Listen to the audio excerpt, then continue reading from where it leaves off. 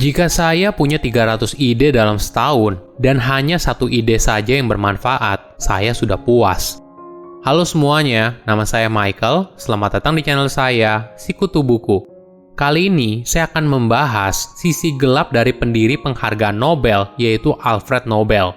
Sebagai informasi, Nobel adalah seorang ahli kimia Swedia abad ke-19 yang kesuksesannya berasal dari penemuan dinamit.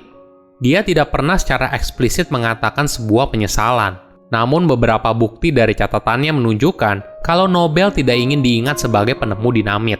Itulah yang kemudian mendasari Nobel menciptakan salah satu penghargaan tahunan internasional paling bergengsi di dunia. Sebelum kita mulai, saya mau mengucapkan terima kasih buat Via, batiksulmit.com, satu orang anonim yang telah memberikan 10 es krim stroberi. Selain itu, terima kasih juga buat puluhan pendukung yang sudah memberikan es krim stroberi ya. Kalau kamu mau dukung Sikutu Buku, cek linknya di komentar ya. Alfred Nobel lahir pada tahun 1833 di Stockholm, Swedia. Dia merupakan anak keempat dari 8 bersaudara. Nobel kecil dikenal sebagai anak yang sering sakit, namun punya kepribadian yang selalu gembira dan penasaran terhadap hal apapun di sekelilingnya. Ayahnya merupakan seorang insinyur dan penemu. Dia membangun jembatan dan bangunan menggunakan beberapa bahan yang berbeda. Namun di tahun Nobel lahir, bisnis keluarganya dalam kondisi yang buruk dan terpaksa harus ditutup. Pada tahun 1837, ayahnya terpaksa harus membangun bisnis di tempat lain, meninggalkan istri dan anak-anaknya. Kondisi keuangan keluarga mereka yang buruk membuat kakek Nobel memberikan uang kepada ibunya untuk membuka toko kelontong.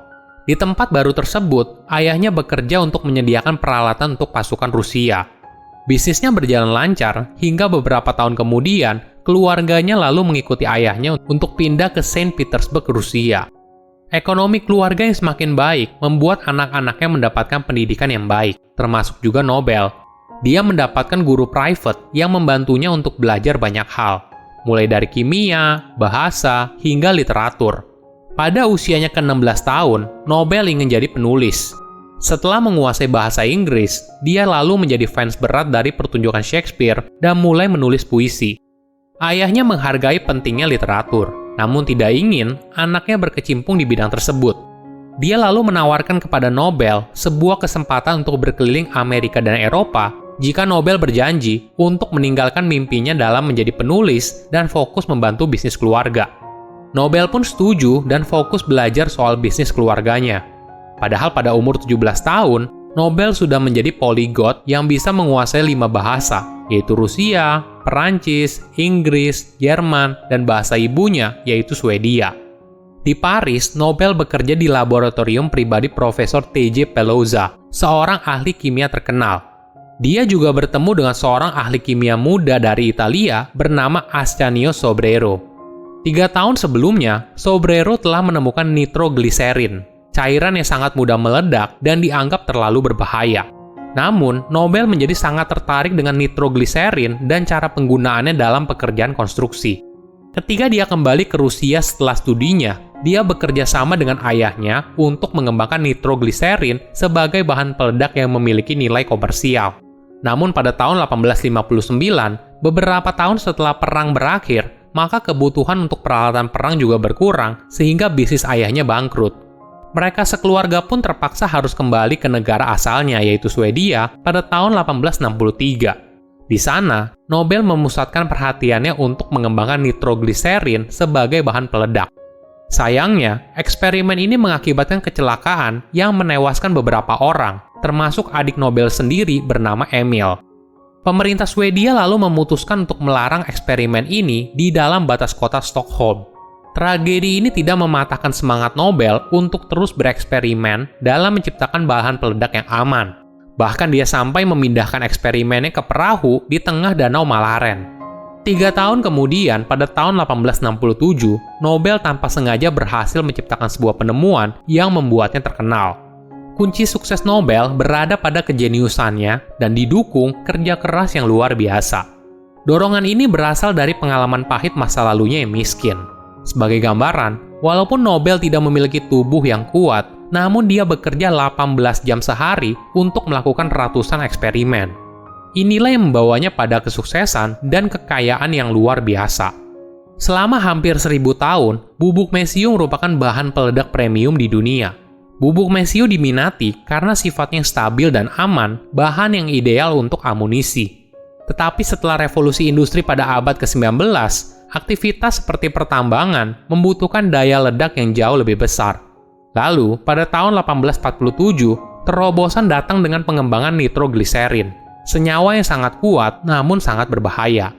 Bagian yang berbahaya adalah ketidakstabilan senyawa tersebut yang memberinya kekuatan tetapi bisa menyebabkan kecelakaan yang mematikan. Tantangan bagi para penemu saat itu adalah mengawinkan kekuatan nitrogliserin dengan stabilitas bubuk mesiu. Nobel merupakan orang yang berhasil menciptakan penemuan tersebut. Dia lalu menyebutnya sebagai dinamit, dari bahasa Yunani dynamis yang berarti kekuatan. Penemuan ini langsung membawa kekayaan dan pengakuan yang luar biasa. Sementara orang lain mungkin telah berpuas diri, Nobel terus menyempurnakan penemuannya agar lebih efektif. Pada tahun 1875, Nobel berhasil membuat improvisasi sehingga membuatnya lebih tahan air dan bahkan lebih kuat daripada formulasi dinamit aslinya. Inilah yang membuat nama Nobel semakin besar. Di satu sisi, dia menghasilkan kekayaan yang luar biasa. Tapi di sisi lain, Nobel bahkan dijuluki pedagang yang membawa kematian atas penemuannya. Niat utamanya dalam menciptakan dinamit adalah untuk menghasilkan perdamaian dunia dengan cepat. Namun tidak semua orang melihat hal tersebut dari kacamata yang sama. Pada tahun 1888, saudara laki-laki Nobel bernama Ludwig meninggal saat berada di Perancis. Sebuah surat kabar Perancis keliru menerbitkan obituari dari Nobel, bukan Ludwig, dan mengutuk Nobel atas penemuan dinamitnya. Ditambah lagi, suatu hari saat Nobel sakit keras, satu-satunya orang yang mengunjunginya hanyalah seorang karyawan. Memang, Nobel merupakan tipe orang yang penyendiri. Dia tidak menikah, dan jadwal bepergiannya yang padat membuat Nobel juga tidak dekat dengan keluarga. Beberapa kejadian ini lalu membuat Nobel melakukan refleksi tentang dirinya dan bagaimana dia ingin dikenang saat tutup usia. Pemberitaan buruk dari surat kabar Perancis juga menyadarkan Nobel tentang bagaimana persepsi masyarakat atas penemuannya, dan kecewa jika nanti ketika meninggal, dia hanya diingat dalam persepsi yang negatif. Nobel pun lalu mengambil langkah yang drastis. Dia menyisihkan sebagian besar harta miliknya untuk mendirikan penghargaan Nobel dalam menghormati pria dan wanita atas pencapaian luar biasa mereka dalam bidang fisika, kimia, kedokteran, sastra, dan usaha menuju perdamaian.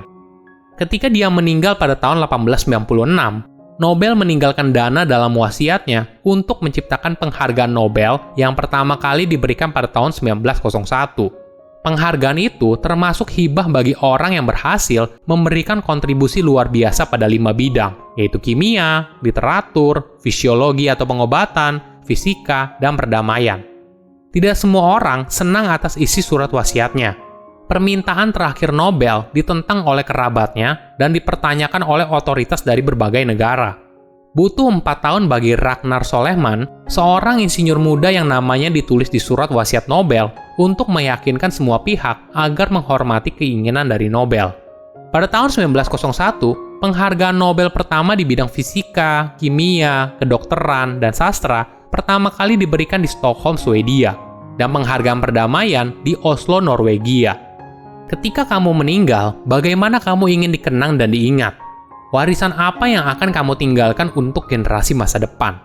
Jawaban dari pertanyaan ini akan mengarahkan hidupmu ke masa depan yang kamu inginkan. Silahkan komen di kolom komentar pelajaran apa yang kalian dapat ketika tahu informasi ini. Selain itu, komen juga mau tahu informasi apa lagi yang saya review di video berikutnya.